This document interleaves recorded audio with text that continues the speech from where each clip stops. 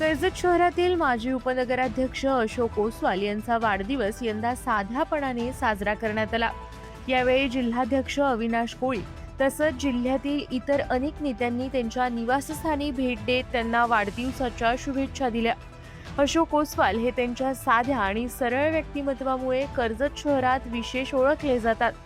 कर्जत नगर परिषदेची स्थापना झाल्यापासूनच त्यांचा शहराच्या राजकारणाशी जवळचा संबंध राहिला आहे।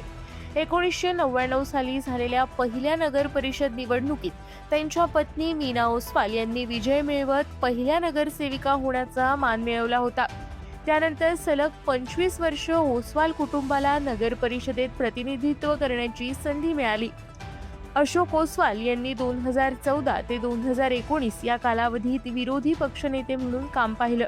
त्यांच्या कार्यकाळात कर्जत शहरासाठी विजन डॉक्युमेंट तयार करणं तसंच शहरातील विविध भागांना स्वतंत्र ओळख देण्यासाठी नावकरण करण्याचा महत्त्वपूर्ण पुढाकार त्यांनी घेतला। तसंच आरोग्य सभापती पदावर कार्यरत असताना नगर परिषदेला दिल्ली येथून 14 कोटी रुपयांचं बक्षीस मिळवून देण्यात त्यांचा मोलाचा वाटा राहिला। त्यांच्या प्रभाग क्रमांक 8 मध्ये कॉन्क्रीट रस्ते, पेव्हर ब्लॉक सारखी अनेक विकास कामं त्यांनी पूर्ण केली। दरम्यान नुकत्याच पार पडलेल्या 2025च्या नगर परिषद निवडणुकीत त्यांनी उमेदवारीची तयारी केली होती। मात्र ऐनवेळी त्यांचं तिकीट कापण्यात आलं। तरी देखील त्यांनी नाराजी न दाखवता पक्षाच्या उमेदवारासाठी प्रामाणिकपणे काम केलं। मात्र या निवडणुकीत अनपेक्षित पराभवाचा सामना करावा लागला।